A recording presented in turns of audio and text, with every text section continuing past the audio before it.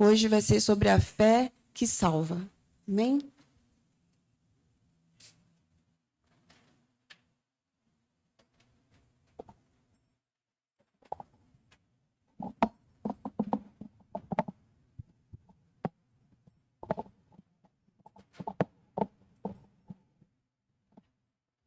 Meus queridos, mais uma vez, graça e paz a todos que estão aqui, que irão ouvir essa mensagem depois, que Deus esteja abençoando a cada um dos irmãos nessa manhã. Nós iremos, como já foi dito aqui, iniciar uma série de mensagens sobre a fé. E esse tema, esse tão importante tema, é essencial, obrigado, para a nossa vida cristã. Para a religião, na perspectiva de ritos, pessoas que se encontram, comunidade, na perspectiva da religião, na perspectiva da doutrina cristã, porque existe a doutrina islâmica, a doutrina espírita, a doutrina católica, a doutrina umbandista, e a sua é uma doutrina cristã. Então, para que você possa dizer na sua vida cristã quais são os fundamentos, você tem que conhecer as doutrinas desse fundamento, dessa religião que você professa. E a fé é um dos pilares essenciais da vida cristã e é uma doutrina fundamental na nossa vida. Então, as pessoas que me sucederão aqui com essa nobre função de poder ensinar sobre a fé, cada um deles irão trazer uma perspectiva, trazer uma aplicação, trazer um formato sobre a fé. Mas a primeira parte essencial, que é o que eu vou fazer hoje, nessa introdução, junto com os irmãos, é falar sobre a fé que salva. Porque, se não começarmos por aí, todo o restante relacionado à fé não faz o menor sentido. Temos que começar pela função primária da fé, que é salvar. Então eu gostaria, irmãos, que você, nessas mensagens que forem pregadas, a primeira coisa é que você concentre a sua atenção. Há duas coisas principais quando nós estamos aprendendo a palavra de Deus. Primeiro é o fator humano. Então, se você quer estar disposto para aprender a palavra de Deus domingo de manhã, descanse. Nós estamos vindo de um dia de ontem de trabalho, fomos dormir todos tarde, estamos cansados, é natural, mas isso não acontece todo sábado. Então, se você quer estar disposto a adorar a Deus, a se concentrar no que você vai aprender, essa é a questão humana, física, cerebral, descanse. Porque um cérebro que não dorme não vai entender o que está sendo dito. Primeiro a gente entende. A segunda perspectiva, tão importante quanto é a espiritual, porque quando nós estamos aqui está acontecendo uma guerra espiritual, para que nós não tenhamos o entendimento da palavra de Deus. Então veja, uma parte é sua, outra parte é de Deus. Porque quem guerreia as nossas guerras é o Senhor. Mas se você ficar até 2 horas, 3 horas da manhã na Netflix, no celular, não adianta, querido. Você vai apresentar um sacrifício manco no domingo de manhã. Um sacrifício de tolo. Entendeu? E ainda vai fazer o pregador aqui na frente ficar passando raiva. Ver você dormindo, ver você babando. Dá uma raiva que você nem imagina. Ao invés de você ficar na graça, você fica na raiva aqui. Não tá falando, irmão, acorda o outro aí do seu lado. Fala pro seu irmão que tá do seu lado, acorda. Já viu aqueles pregadores que fala? Fala pro seu irmão que tá do seu lado, acorda. Porque no filme, irmãos, quando a gente vai no shopping, já viu alguém dormindo no shopping lá? Andando e dormindo? Não dorme. Não dorme. Se for no parque, a gente não dorme. Toda vez que você vê alguém dormindo na Bíblia, o cara fica para trás. Já viu, percebeu? O cara dormiu lá na janela, caiu. Paulo teve que ressuscitar ele. Esse teve jeito ainda.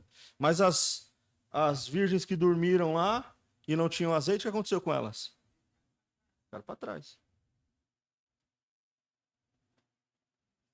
Tem um sono físico e tem um sono espiritual.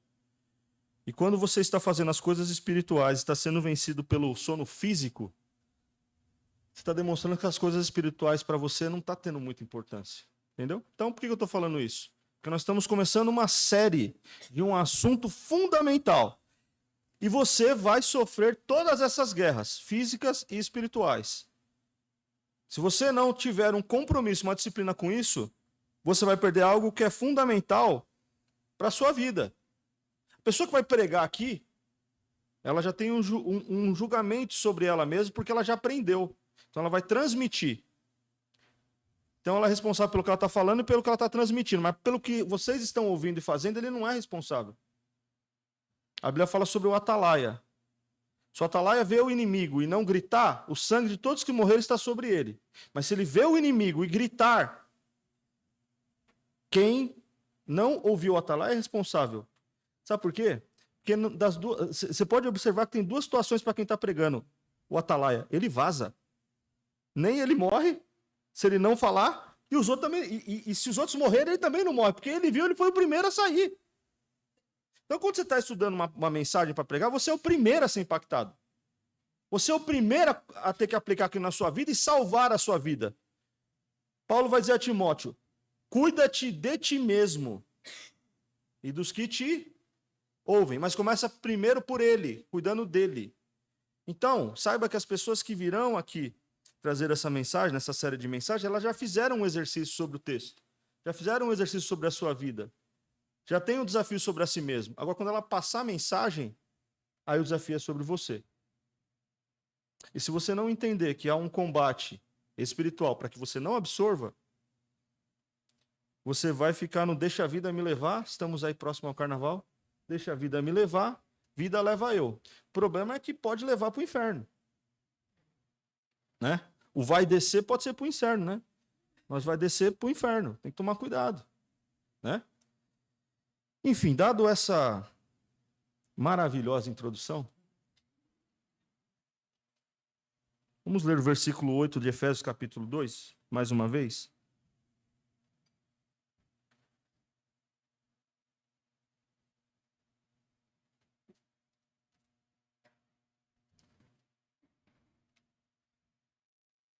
Vocês são salvos pela graça, por meio da fé. Isso não vem de vocês, é uma dádiva de Deus.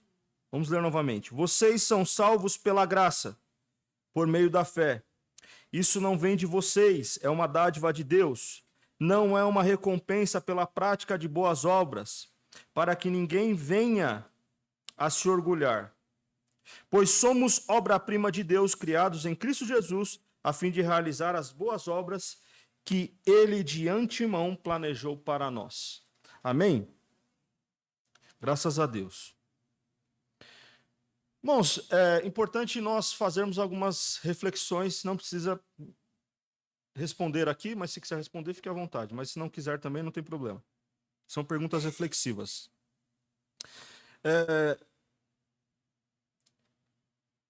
Eu e você temos alguma insegurança em relação à salvação que Deus realizou na nossa vida? Nós temos alguma insegurança em relação a isso? Será que nós temos alguma dúvida sobre isso? Pode deixar no versículo 8, tá? Será que nós temos alguma dúvida, algum medo de se no dia que Jesus voltar, nós nos encontraremos e subiremos com Ele? Que nós temos realmente a certeza de sermos contados como salvos na vinda do Senhor? Eu vou até colocar uma pergunta anterior a essa. Será que nós estamos acreditando na salvação a ponto de chegarmos nesse dia?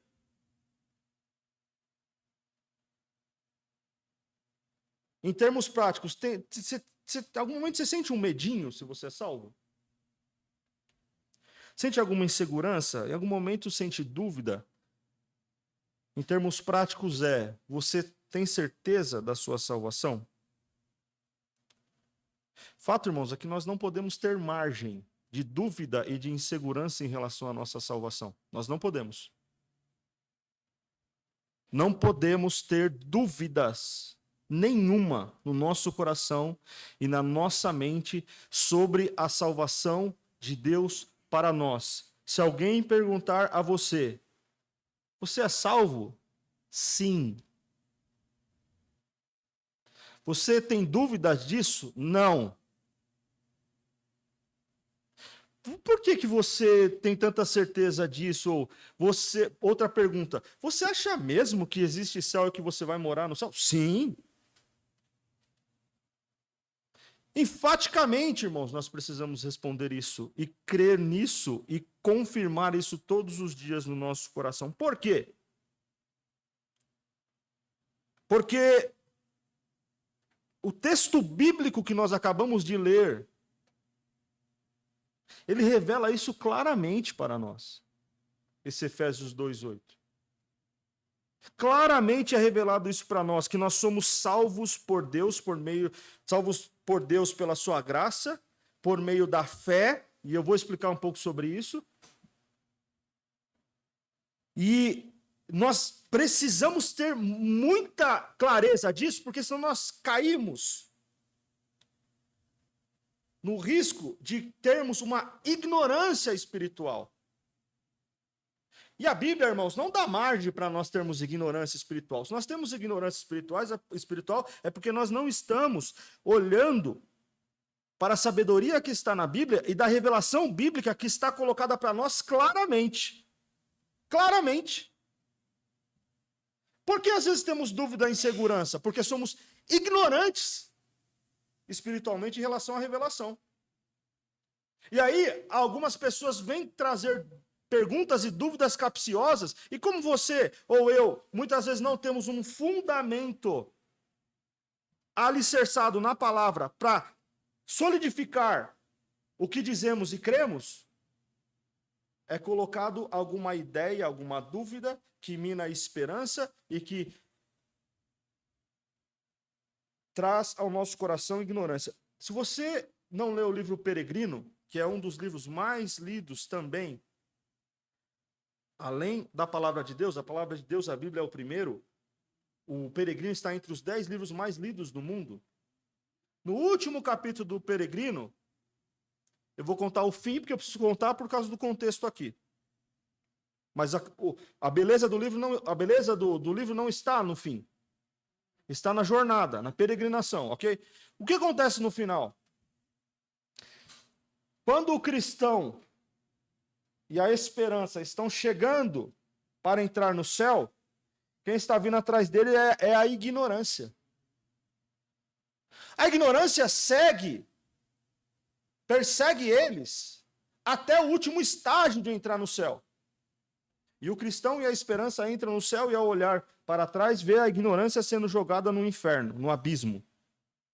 E aí o escritor do livro vai dizer: então aprendi que até as portas do céu alguém pode ser lançado à destruição. Porém, até as portas da destruição alguém pode ser levado ao céu. Por quê? Porque foi esclarecido. Recebeu a revelação. Veja que o ladrão da cruz é um exemplo disso. Hoje mesmo estarás comigo no... Já as virgens loucas, imprudentes, estavam na porta. Abre-nos a porta. Não. Por quê? Ignorância em relação ao que deveriam ter obedecido.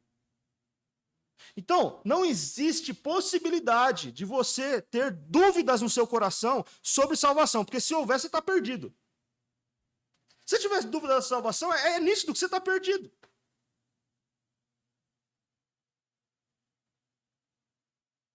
Não tem espaço para isso. Se houver espaço, nessa manhã, a revelação bíblica quer tirar todo e qualquer espaço em relação a isso.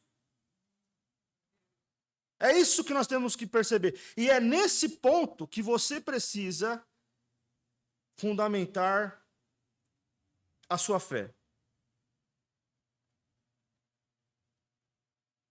Vocês, parte A do versículo, vocês são salvos pela graça. Aqui tem uma coisa riquíssima aqui, irmãos, nessa expressão de vocês são salvos, ou vós são salvos, que é a forma, no original bíblico, que esse verbo foi escrito. E eu vou te falar aqui 3 coisas que só a revelação que há aqui para nós já é uma resposta à nossa fé e à nossa salvação garantida em Deus. O verbo que está escrito aí, o verbo usado do vocês são salvos, o são que está aí, esse texto foi escrito por Paulo à igreja aos Efésios.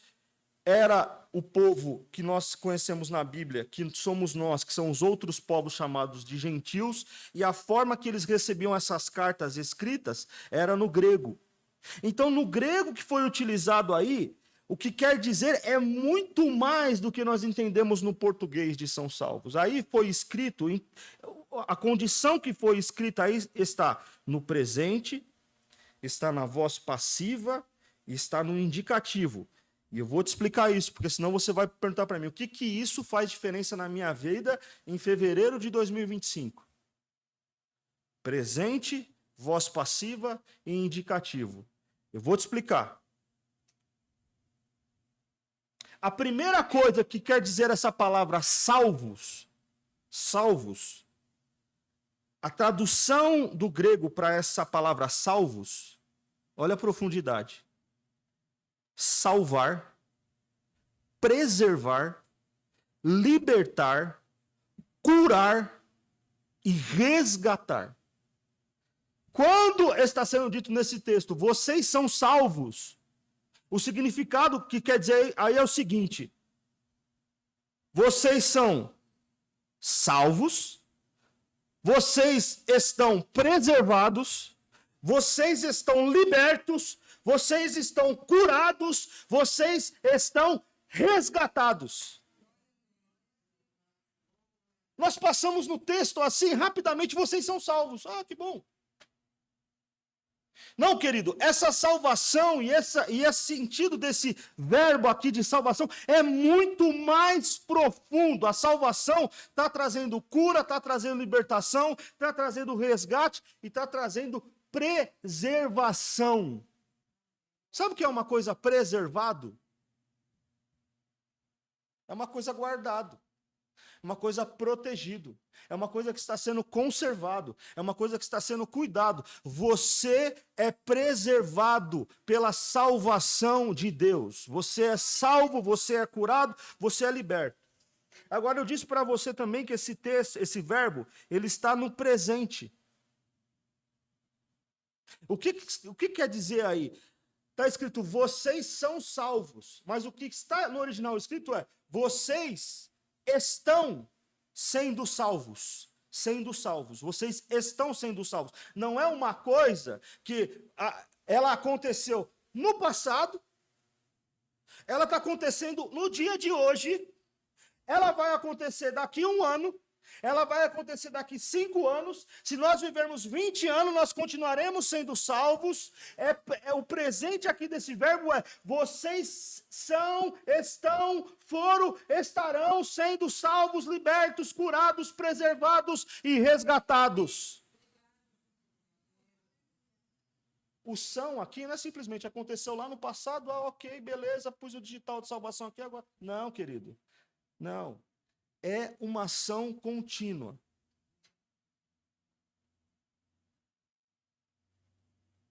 E eu também disse que o verbo aqui, o sentido do verbo salvar aqui, está na voz passiva. E o que significa estar na voz passiva? Vocês são salvos. Significa que você está recebendo a salvação. Você é o passivo desse verbo. A ação de ser salvo está sendo feita por quem? Por Deus. Vocês são salvos. Aí, quando você faz aquele exercício da língua portuguesa para descobrir o sujeito oculto, Qual que é que você faz? Lembra no ensino médio, no colegial? Como é que você descobre o sujeito oculto de uma frase? Vocês são salvos, você deveria perguntar por quem. E o quem aqui dessa frase é o próprio Deus, é o sujeito ativo da salvação. É Deus que faz, que executa a salvação em nós. Mas esse texto também, esse verbo também está no indicativo. Ele está no presente, na voz passiva e no indicativo. E o que significa isso quando o verbo está no indicativo, no original do grego? É que é um fato. É um fato estabelecido, Péricles.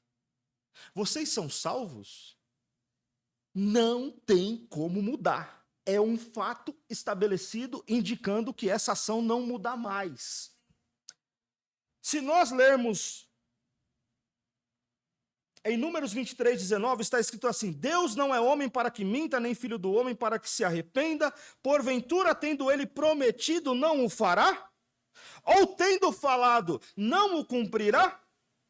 Em Isaías 43, 11 está escrito assim: E eu sou o Senhor, e fora de mim não há Salvador. Em Apocalipse 3, 7 está escrito: Escreva esta carta ao anjo da igreja em Filadélfia. Esta é a mensagem daquele que é santo e verdadeiro, que tem a chave de Davi. O que ele abre, ninguém pode fechar. E o que ele fecha, ninguém pode abrir. E me faz lembrar o hino que nós cantávamos no passado, que diz que Deus é tão bom que abriu a porta para você passar. E a porta é Jesus. Essas características de Números 23, Isaías 43 e Apocalipse 3 e 7 estão nos dizendo que Deus faz coisas que ninguém pode desfazer. Que o que ele fala, ninguém pode desfalar. Que o que ele cumpre, ninguém pode descumprir. O que ele abre, ninguém pode fechar. E a salvação está nessa relação de coisas, por isso que é o verbo indicativo, de coisas que não podem mudar, porque quem fez a salvação a nosso favor foi o próprio Deus.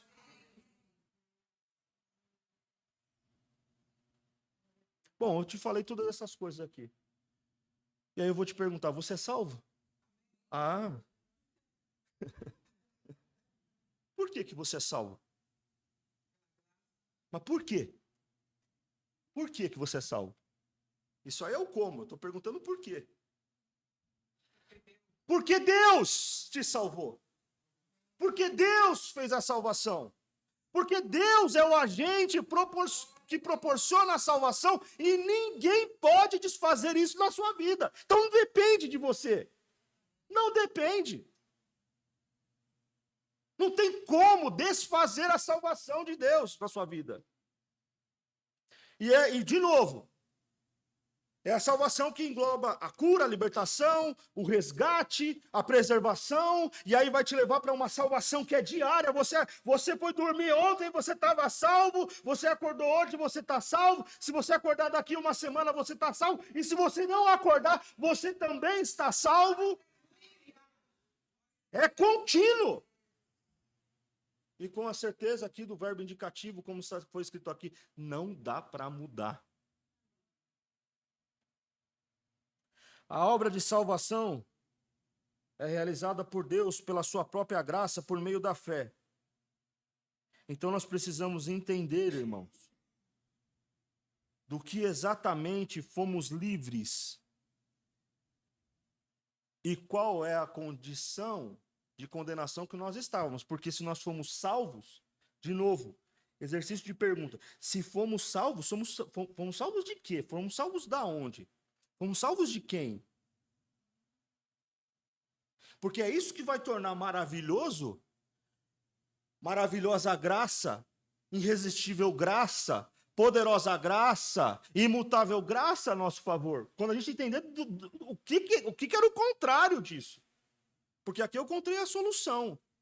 Aqui É o remédio para nós. Mas qual que era a doença que nós tínhamos? E qual que é a doença que muitas pessoas têm ainda?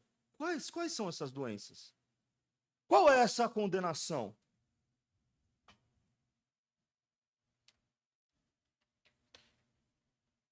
Porque já viu aquela pessoa que fica rico, que cresce na vida,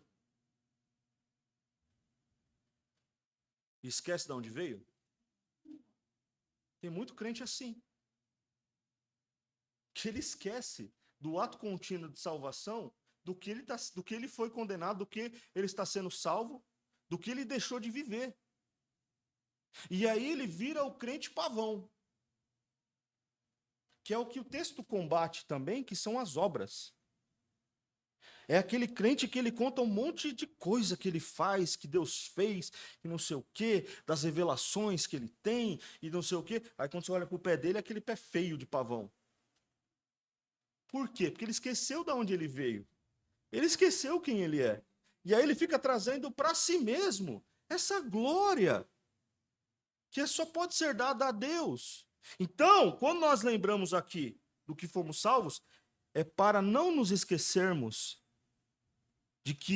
do que verdadeiramente merecíamos. Você quer saber o que é isso? Sim ou não? Sim ou não? Sim. Pois bem, irmãos. Tem três coisas que nós fomos... De três coisas nós fomos salvos. Você que está anotando, anote aí. Nós fomos salvos do quê? Primeiro, nós fomos salvos do quê? Segunda coisa que nós fomos salvos, de quem? Primeiro, do quê? Segundo, de quem? Terceiro, de onde?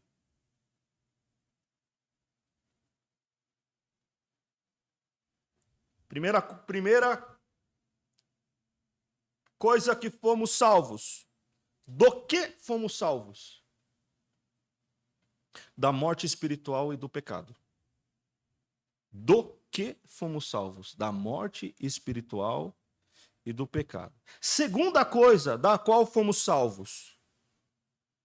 De quem? E o de quem tem três. De quem fomos salvos? Do diabo, das forças do mal e da ira de Deus. Do diabo, do mundo e de Deus. Fomos salvos do próprio Deus por causa da sua ira. E a terceira coisa, de onde nós fomos salvos? Do império das trevas e da separação de Deus. Vamos falar sobre essas três coisas aqui. Primeiro, você é salvo do quê? Do pecado e da morte espiritual. Você foi salvo do quê, querido? Do pecado. Eu fui salvo de lá, do pecado. Eu fui salvo de uma condenação mortal espiritual. O pecado e da morte espiritual. Leia comigo Efésios capítulo 2, versículo 1. Vamos lá, Efésios 2, 1. Está escrito assim: vocês estavam mortos por causa de sua desobediência e de seus muitos pecados. Está aí, ó. Fomos mortos. Fomos salvos do quê? Da morte e do pecado. Nós estávamos mortos, tá claro aí, ó. Por causa do quê? Da desobediência e dos seus muitos pecados. Ah, pastor, mas eu não sou tão desobediente assim. E eu também, pastor, eu não tenho muitos pecados. Sim, irmãos, talvez essa seja a sua condição hoje. E aquele que nasceu num lar cristão e que teve a oportunidade de, desde pequeno, ser preservado de algumas experiências no mundo, pode dizer que, olha, eu tenho uma iluminação muito anterior. Mas não é disso que se trata. O que se trata aqui, irmãos, é do que a Bíblia diz, que todos nós pecamos, todos nós caímos. A situação humana era de morte, de necessidade de resgate. Porque assim como a salvação ela é contínua, diária, a morte também. Essas pessoas que não conheceram a graça de Deus ainda, que não foram salvos, elas acordam para morrer. Elas não são igual você, que cada dia que passa está mais próximo da vida. Elas não são igual você, que a cada dia que passa está mais próxima da glorificação do ser. Não, irmãos, elas estão mais próximas da morte, mais próximas da condenação, mais próximo do terror da morte eterna. É para isso que elas estão caminhando. Aquela porta larga que Jesus disse, que leva à destruição e à morte, à condenação eterna.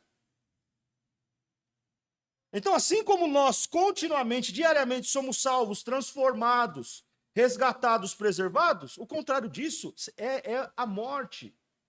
É a vida do pecado, é a vida da desobediência. Sem Cristo, estávamos mortos nos nossos pecados, vivendo a desobediência à vontade de Deus.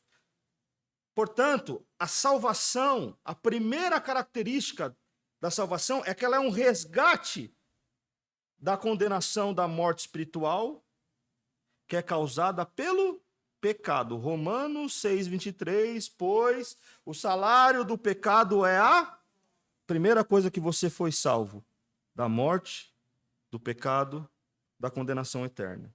Segunda coisa da qual você foi salvo é quem anotou aí, o que é a segunda coisa?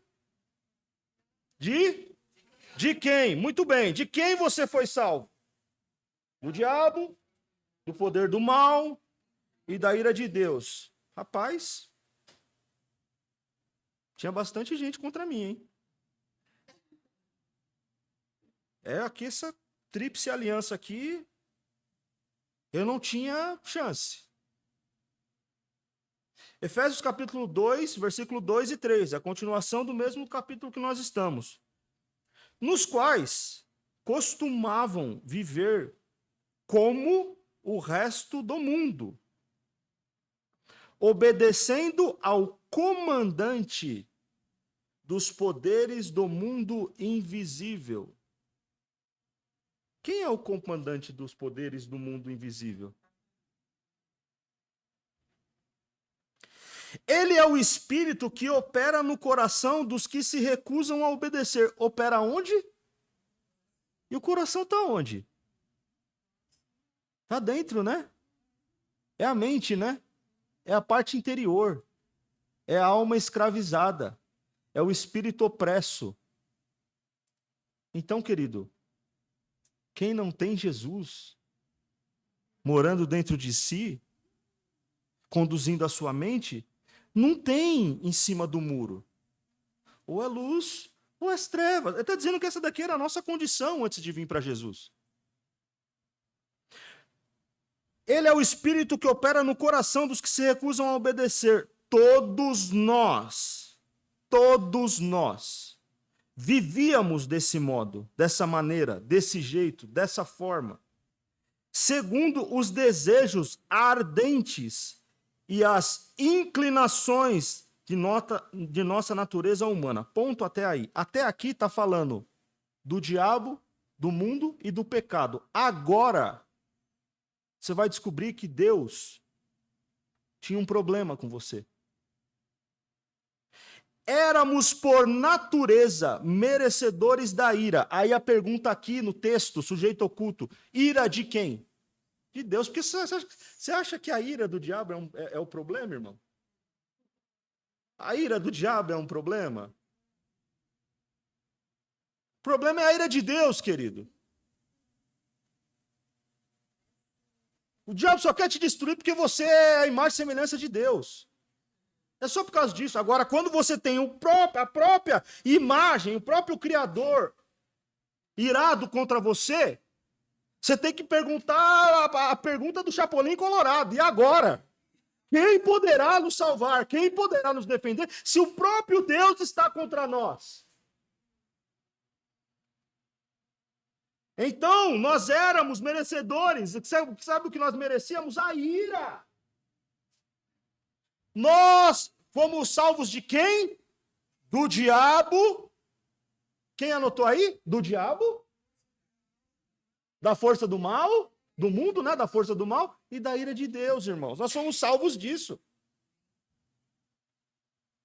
É disso daí que nós somos salvos. Ah, eu fui salvo do inferno, querido. Isso aí era o mais fácil. Eu quero ver como é que a gente ia se livrar da ira de Deus. Eu fui livre do mundo, isso aí também era o mais fácil. Não é o problema, não está aí. O problema é alguém que possa satisfazer a justiça de Deus. Esse é o problema.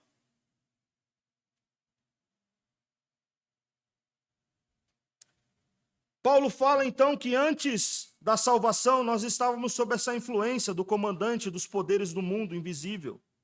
Como eu já disse aqui, que é a referência do diabo. Estávamos entregues e conduzidos, e seríamos, se não o encontrasse a Cristo, Fábio, conduzidos pelos nossos próprios desejos. É aquele pecado muitas vezes que nós cometemos, e o Espírito Santo fala, opa!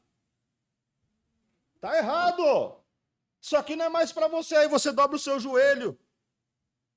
Se arrepende, clama ao Senhor. E o Espírito começa a te lembrar que se confessar os vossos pecados, Ele é fiel e justo para perdoar todos os seus pecados. E você se levanta dessa oração livre e liberto. Por quê? Porque você não está mais sobre o poder do pecado, do mundo, do diabo e dos seus desejos, porque agora você é uma nova criatura. A salvação, portanto, nos liberta da escravidão do pecado e da influência do mundo. E além disso, a salvação em Cristo nos resgata da ira de Deus. Mas você é salvo de onde também? E o que é que nós somos salvos de qual lugar aí? O de onde? Do império das trevas e da separação de Deus. Qual que é pior?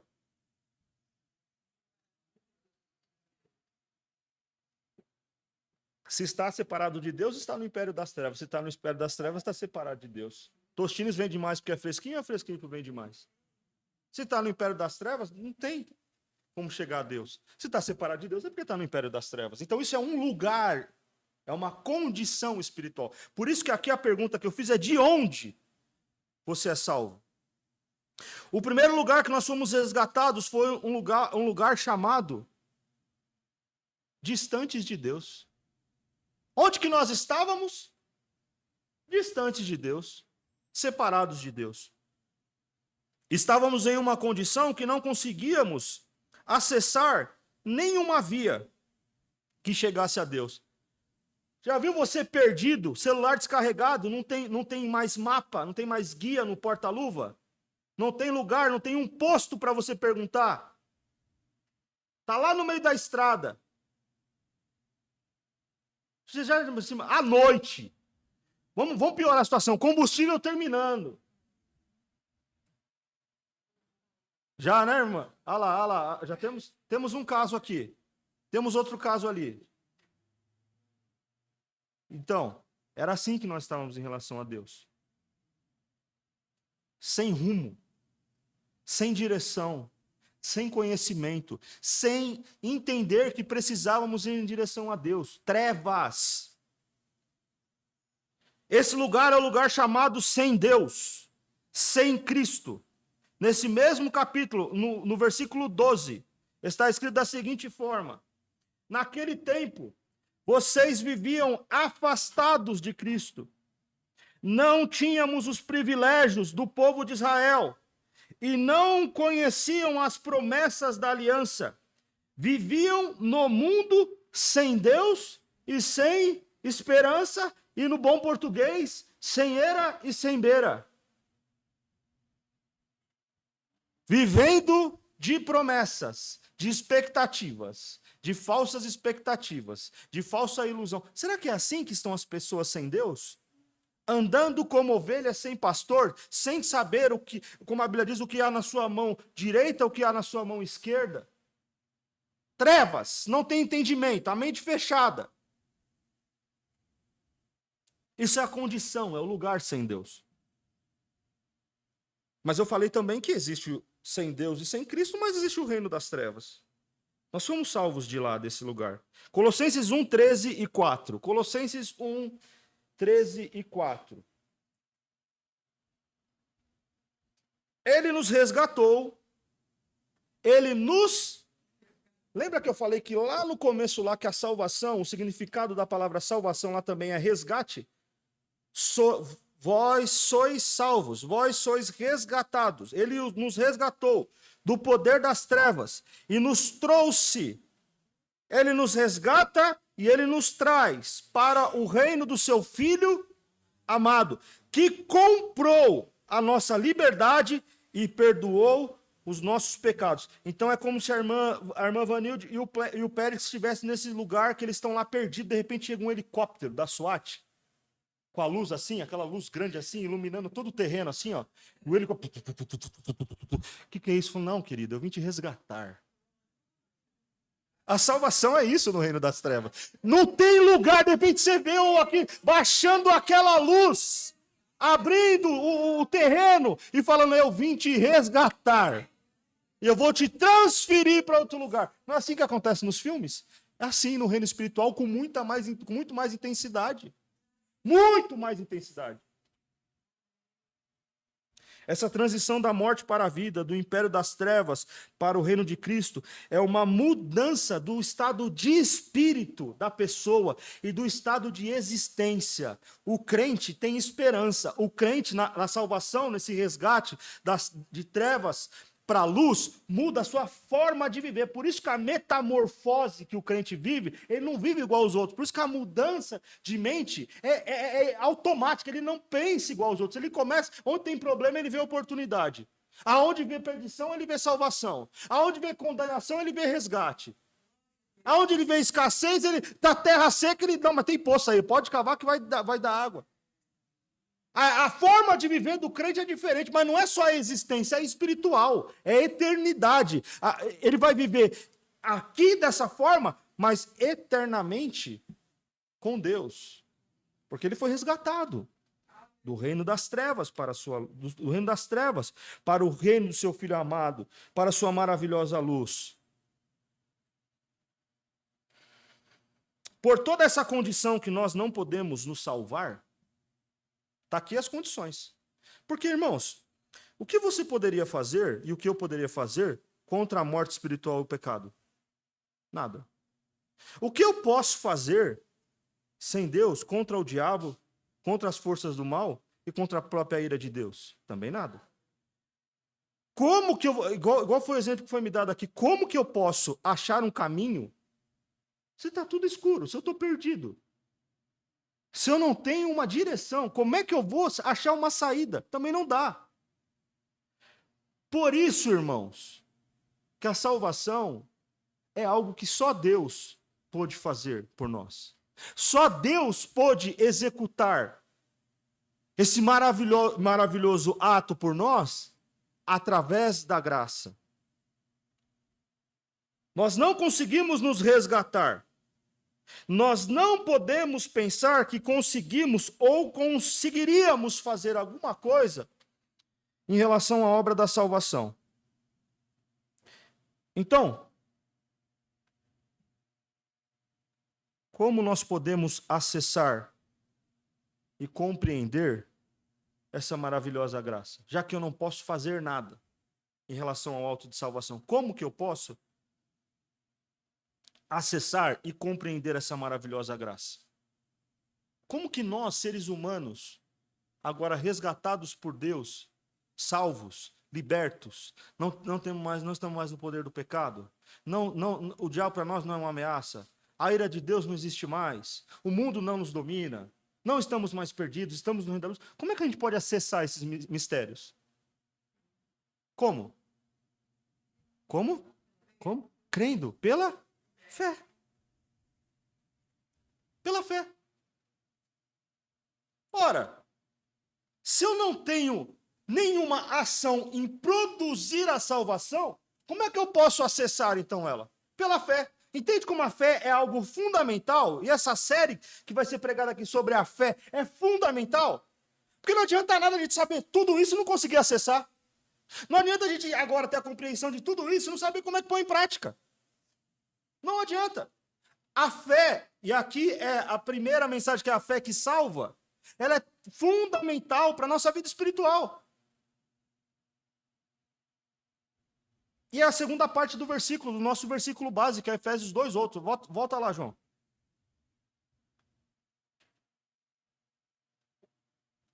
Vocês são salvos pela graça de Deus. Pela salvação que Deus trouxe a nosso favor, graça, favor imerecido. Não dava para receber isso por nenhum mérito nosso. Deus fez ao nosso favor a salvação. Certo? Segunda parte do versículo. Por meio da fé. Por meio da fé. A fé, irmãos, onde é que a fé entra na nossa vida em relação à salvação? A fé é o instrumento de acesso dado pelo próprio Deus a nós para crermos em Cristo Jesus. Irmãos, Deus é bom demais.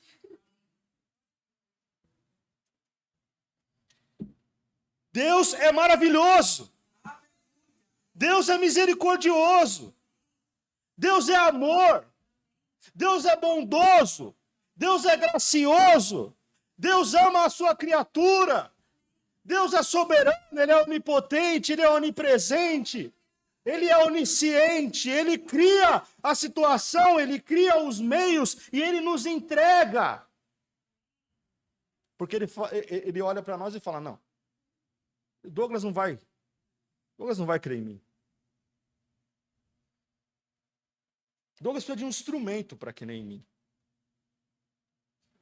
Ele é muito difícil. Eu já entreguei meu filho, eu já libertei ele do reino das trevas, ele já foi transportado para o reino da luz, ele não tem dimensão do que é isso ainda. O diabo não toca, porque quem é de Deus, o maligno não lhe toca. Ele não está mais sujeito às coisas do mundo, ele não tem mais medo do mundo. Ele está resgatado, ele está salvo, mas ele tem dificuldade de crer. Então eu vou ajudar ele. A salvação é de graça. É pela graça. Teve um custo para Deus. Para nós, não. E Ele ainda nos habilita com o instrumento da fé. A fé é o meio de acesso à salvação. E em João 3,18 está muito claro quando está escrito assim lá. Não há condenação alguma para quem crê. Para quem crê. Para quem tem fé. Porque não adianta a pessoa falar, eu creio da boca para fora. Essa fé que está sendo dita aqui é a fé que Deus mesmo colocou na pessoa para a pessoa crer nele. Por isso que aqui a condenação é para quem crê. O que está sendo dito aqui, a condenação é para quem tem fé, para quem recebeu fé, para quem a salvação veio em direção a ele, e a salvação veio em direção a ele, e depois que essa salvação veio em direção a ele, também veio a fé. Por isso que quem crê não tem condenação. Mas quem não crê, aí você põe entre parênteses, quem não tem fé, quem não recebeu a fé, quem não recebeu esse instrumento, já está condenado. Porque não tem fé, porque não crê no Filho de Deus. A salvação é dada por graça, mas ela é recebida por meio da... Comprei um produto no Mercado Livre, quem me traz? A transportadora. O produto é meu e está pago, mas se não tiver um instrumento de um carro, de uma moto, para chegar até mim, não vem. A salvação vem até mim pelo instrumento, pela logística da fé. A fé é me dada para que eu possa receber a salvação que o próprio Deus já garantiu para mim. A fé, portanto, é a resposta humana. A pessoa fala, eu escolhi Deus. Não, cara. Você não escolheu Deus. Deus escolheu você, te deu fé para crer nele. E aí a sua resposta por ter fé à salvação é acreditar nisso. Você entende? É a resposta só do ser humano para a ação de Deus. Não é o ser humano que dá essa resposta naturalmente, porque naturalmente ele não tem essa capacidade, ele não é iluminado para isso.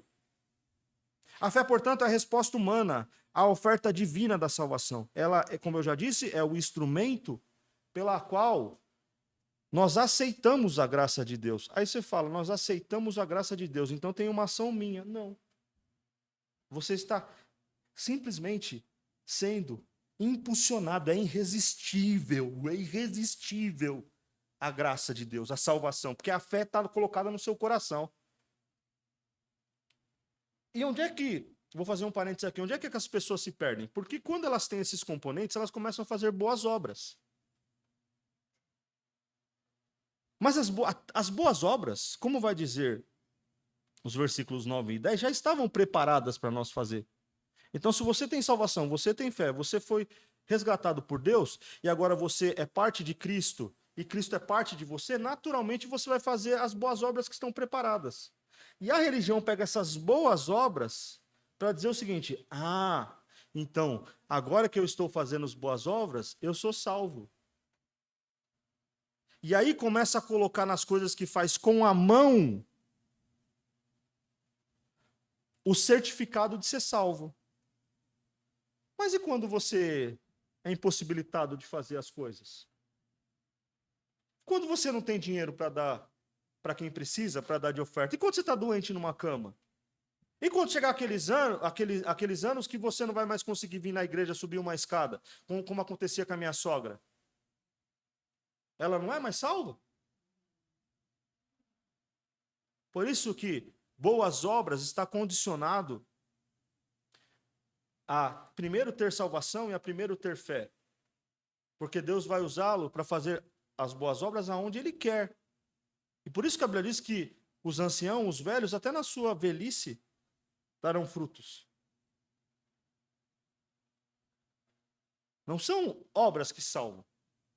Obras é consequência de uma vida salva e de uma vida de fé. E isso está claro na parte C do versículo do 2:8, que é: isso não vem de vocês, isso não vem de vós. É uma dádiva de Deus. O que é uma dádiva?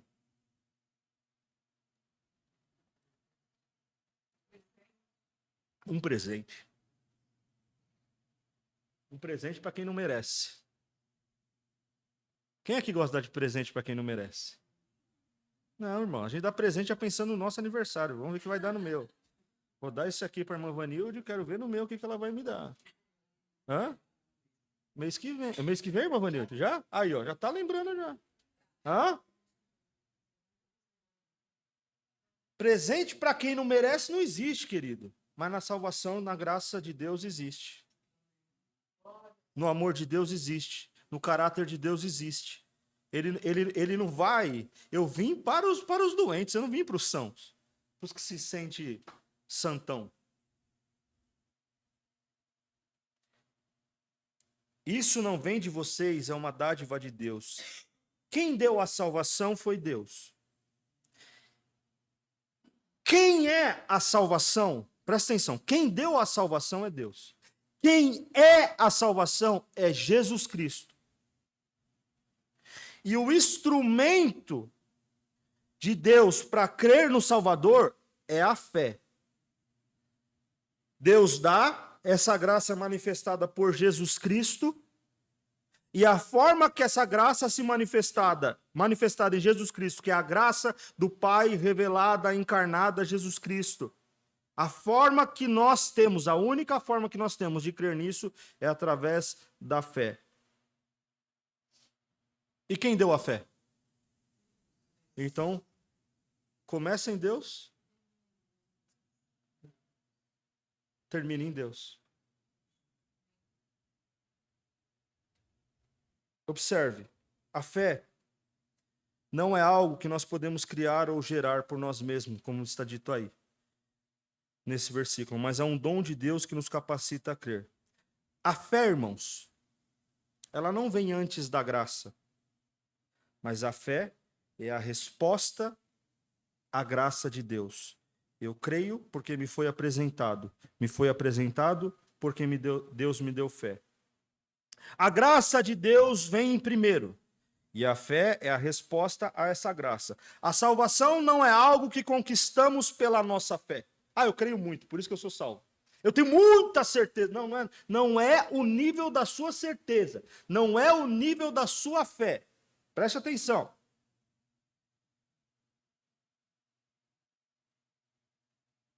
A graça de Deus vem primeiro e a fé é a resposta a essa graça. A salvação não é algo que conseguimos conquistar.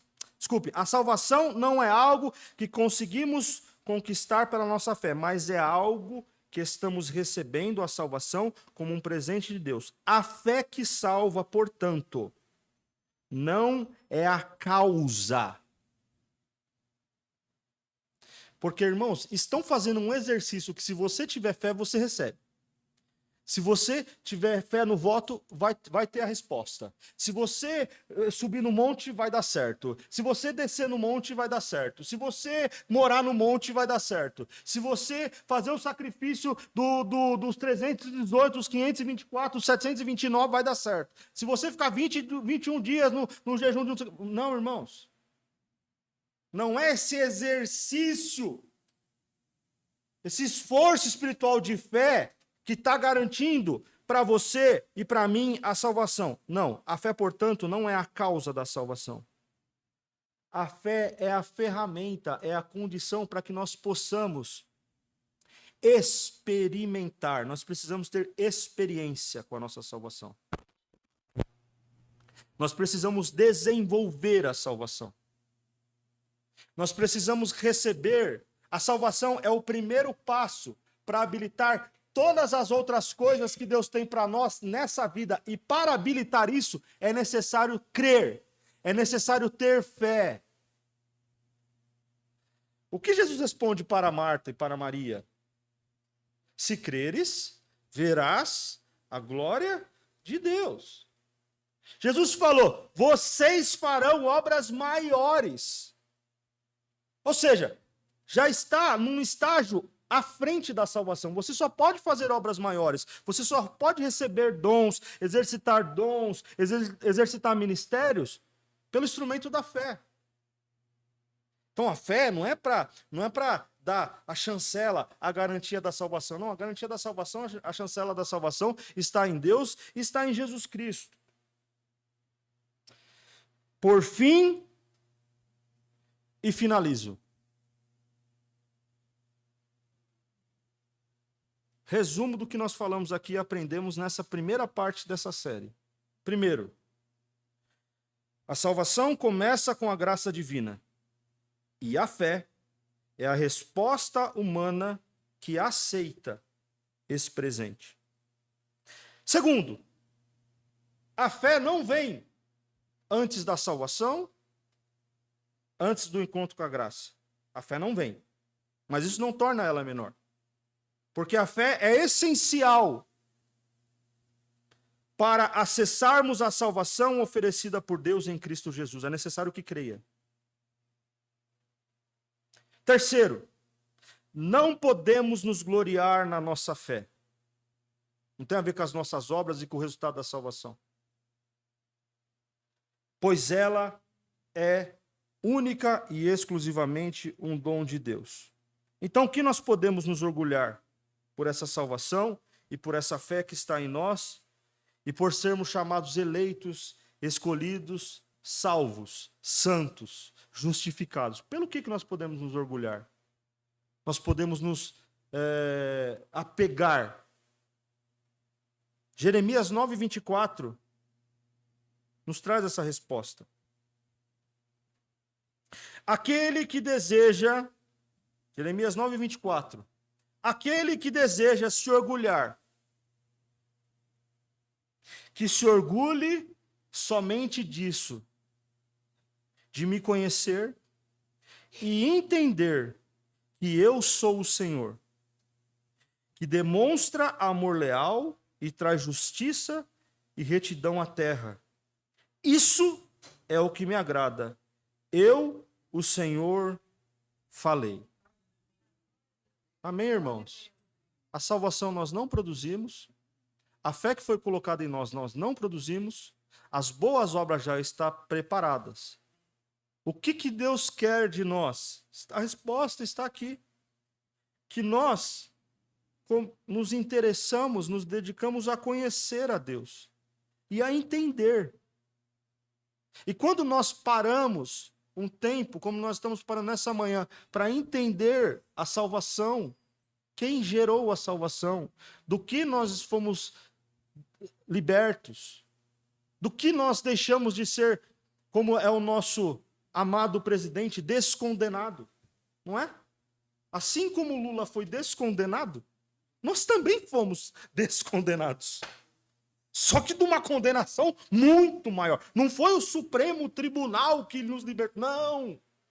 Foi o trono santo branco, com o sangue de Cristo derramado na cruz, e nenhuma condenação há para aqueles que estão em Cristo Jesus.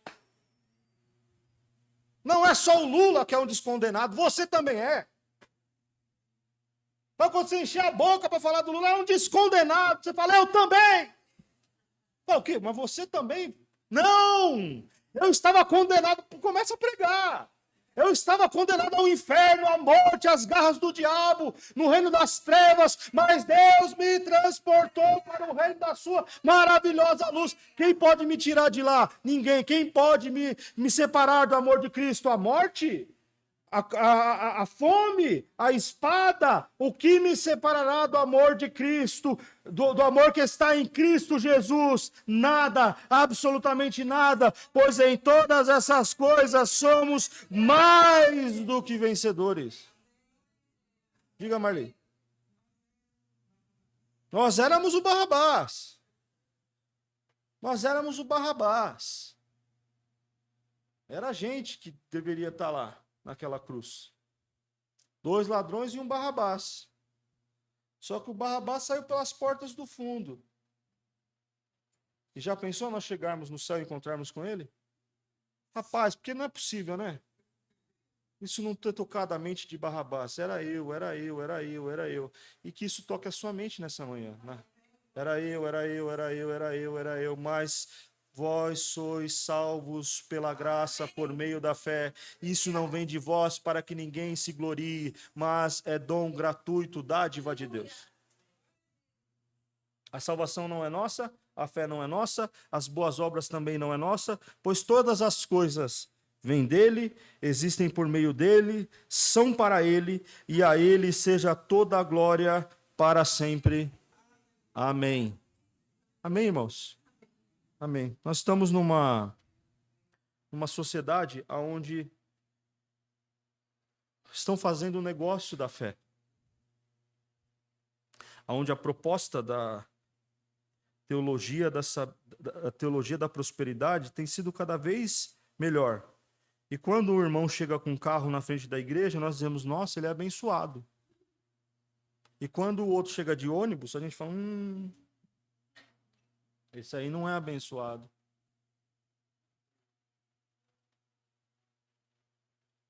Ué, mas ele não é salvo? Não foi o mesmo sangue? Não foi a mesma obra? Não é o mesmo espírito? Por que ele não é abençoado? Nós estamos transferindo a bênção para coisas. E a teologia da prosperidade trabalha muito em cima disso. Agora, se tem alguém e um ser que nessa economia e nessa aliança sempre sai no prejuízo, é Deus. É Deus, irmãos. Sociedade de Deus conosco é uma sociedade furada. Furada. Quem teve sociedade aqui ou quem tem sociedade, quão difícil é ter sociedade? Você combinar alguma coisa com uma pessoa, colocar dinheiro, e de repente daqui a pouco você está lá no seu prejuízo, assumindo. Meu irmão, que dificuldade. E tem um hino, e eu quero só cantar esse hino aqui com você nessa manhã. Se você não sabe, é só para você lembrar, que conta essa história dessa pregação, e eu encerro aqui. Ele diz assim, ó, eu sou sócio de Deus, é o resumo da pregação. Eu sou sócio de Deus, eu sou muito feliz. Nessa sociedade, Deus me aceitou, Ele me quis. Eu entrei com a fé que Ele mesmo me deu. Nessa sociedade, que felicidade, quem lucra sou eu. Nessa sociedade, que felicidade, quem lucra sou eu. Aí deixa eu te mostrar o que você trocou com Deus. O meu sócio deu tudo e eu quase nada. Ele deu sua vida e eu a minha alma tão angustiada. Ele me deu conforto do Espírito Santo. O meu sócio foi morto, mas ressuscitou, enxuga o meu pranto.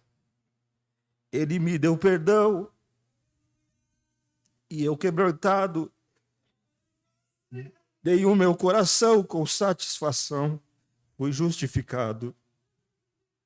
Dei a minha fraqueza, o meu sócio a saúde, dei meu temperamento e no mesmo momento ele me deu virtude. O meu sócio virá, pois já nos prometeu, ele requererá o meu talento e também o seu. O que ele propõe é um alto negócio. Vem aqui que eu te digo, ele é bom, meu amigo, ele quer ser seu sócio. Eu sou sócio de Deus, eu sou muito feliz. Nessa sociedade, Deus me aceitou, ele me quis. Eu entrei com a fé que ele mesmo me deu. Nessa sociedade, que felicidade, quem lucra sou eu. Nessa sociedade, que felicidade, quem lucra sou eu. Nessa sociedade, que felicidade, quem lucra sou eu. Meu Senhor Jesus, o que darei